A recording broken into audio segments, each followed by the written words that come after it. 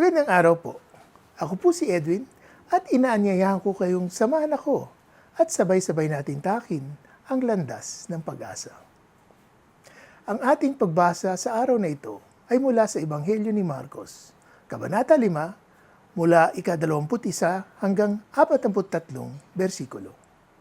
Ang anak ni Jairo at ang babaeng dinudugo.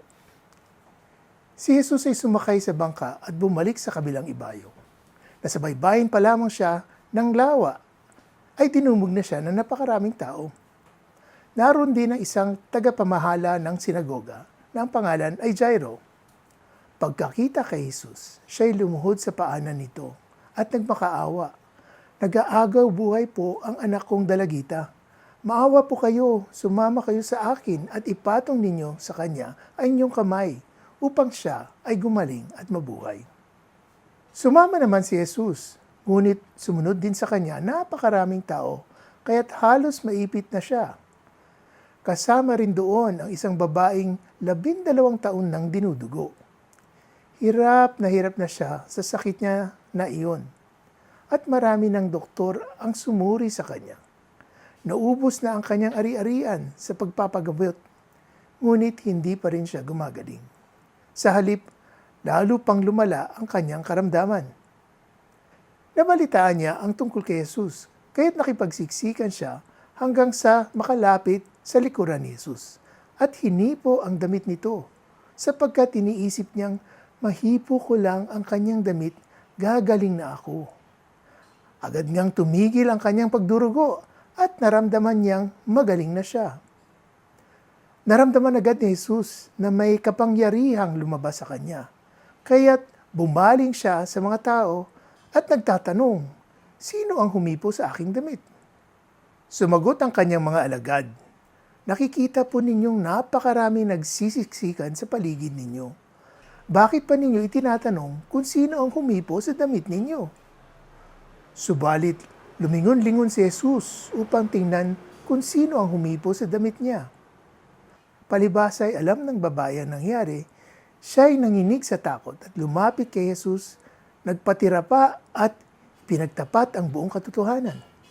Subalit sinabi sa kanya ni Jesus, "Anak, pinagaling ka na ng iyong pananampalataya. Umuwi ka na at ipanatag mo ang iyong kalooban. Ikaw ay magaling na." Habang nagsasalita pa si Jesus, may ilang taong dumating mula sa bahay ni Jairo.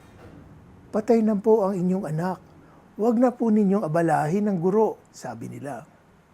Ngunit nang marinig ito ni Jesus, sinabi niya kay Jairo, "Huwag kang matakot. Manampalataya ka lamang." At hindi pinayagan ni Jesus na sumama sa kanya ang mga tao, maliban kina Pedro at ang magkapatid na Santiago at Juan. Nang dumating sila sa bahay ni Jairo, nakita ni Jesus na nagkakagulo ang mga tao. May mga nagiiyakan at nanananghoy. Pagpasok niya, ay kanyang sinabi, "Bakit kayo nagkakagulo at nagiiyakan? Hindi patay ang bata, siya ay natutulog lamang." Dahil sa sinabi niya, pinagtawanan siya ng mga tao. Subalit, pinalabas niya ang lahat maliban sa 3 alagad at sa mga magulang ng bata, at pumasok sila sa kinaroroonan ng bata. Hinawakan ni Jesus ang kamay ng bata at sinabi, "Talitha koum," na ibig sabihin, "Ining, bumangon ka." Nundi, bumangon ang bata at lumakad, at labis na namangha ang lahat. Ang batang ito'y 12 taong gulang. Mahigpit na pinagbili ni Jesus na huwag nilang sasabihin kanino man ang nangyari. Pagkatapos, inutos niyang bigyan ng makakain ng bata. May pinagdaraanan ka ba ngayon? Kung wala salamat sa Diyos. Ikaw ay naka-break. Alam mo naman, sabi ni Kuya Kim, ang buhay ay weather lang. Ngunit kung meron kang isyong iniinda sa kasulukuyan, baka ang pagbasang ito ay para sa iyo. Naranasan niyo na bang mag-alangan lumapit at humingi ng tulong sa Panginoon? Aaminin ko, may mga pagkakataon na feeling ko unworthy akong lumapit at lalo nang humiling. O di kaya, kuminsan, nahihiya. dahil ang pinagdaraanan kong issue ay consequence o kinahinatnan mismo ng isang desisyon na ako din ang gumawa. Kumbaga, kalat ko, so dapat ako mag-ayos.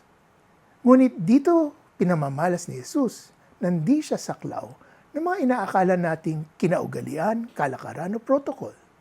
Sa halip, binabaliktad niya ito, lalo na sa ngalan ng pagmamahal. Sa ating pagbasa ngayon, basta nating maigi ang 2 taong lumapit kay Jesus nang muling dumaong siya sa pampang ng Capernaum. Ang una ay si Jairo o Jairus na isang tagapagpamahala ng sinagoga. Bilang opisyal, siya ay kilala at respetado dahil sa tungkulin niya. Malimit ang mga opisyal na ito ay mayaman at makapangyarihan. Ngunit sa pagbasa, ang sabi ay lumuhod siya sa may paanan ni Jesus mismo at nagmakaawa para sa kanyang dalagitang nag-aagaw buhay.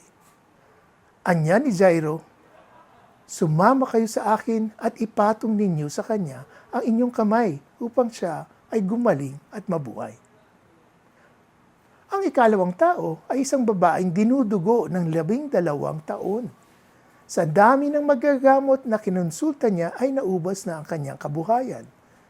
Ngunit hindi pa rin siya gumagaling. Dinudugo pa rin siya at dahil dito dapat niyang bigyan ng babala ang mga iba at pangalandakan na siya'y unclean o marumi.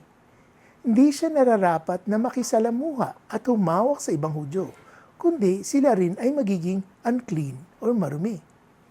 Ngunit nabalitaan niya ang mga pinagaling ni Jesus at palihim siyang naglakas loob at nakisalo sa mga tao sa pag-asang mahipo man lang ang tassel ng kasuotan ni Jesus.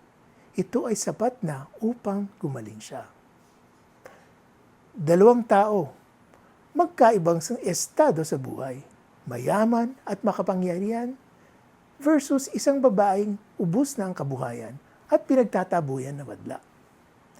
Ngunit parehas na umaasa at nananampalataya na kaya ni Jesus magpagaling. Parehas na hinakbangan ang mga kalakaran, kinagawian, at protocol upang makalapit kay Jesus.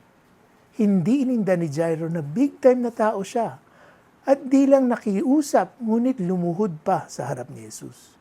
Di rin naisip ng dinudugong babae na mapagtabuyan muli siya dahil sa kanyang pananampalatayang si Jesus ay may kapangyarihan pagalingin siya. At ganun na nga ang nangyari sa babae. Naramdaman ni Jesus na umagos ang kapangyarihan mula sa kanya. Ito'y gumaling. At nang umamin ang babae, pinagbilinan pa ni Jesus na, "Anak, pinagaling ka ng iyong pananampalataya."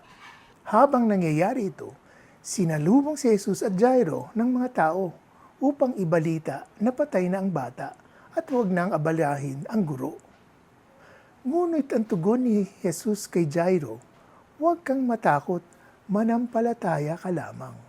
At sa kanilang pagdating sa bahay ni Jairo, pinalabas niya ang ibang tao at pinabangon ng dalagita. Nagtagumpay ang pananampalataya ni Jairo kay Jesus. Kaibigan, mukha na bang imposible ang hinaharap mo? Natatakot ka ba sa mga hadlang? Kinakabahan ka ba? Si Jesus mismo ang nagsabi, tulad ng wika niya kay Jairo, "Huwag kang matakot, manampalataya ka lamang." O ang bilin sa babae, pinagaling ka ng iyong pananampalataya. Ang pagmamahal sa iyo ng Diyos ay walang singlawak, walang singlalim. Manampalataya ka, at kung pati yun ay kapos, yun na mismo ang hilingin sa ating makapangyarihan at maawaing tagapagligtas. Kapit lang, kaibigan. God loves you. Kung kayo po ay na-bless ng pagninilay na ito, huwag kalimutang mag-like, share at subscribe sa Landas ng Pag-asa. Ako po muli si Edwin. Maraming salamat po sa pakikinig.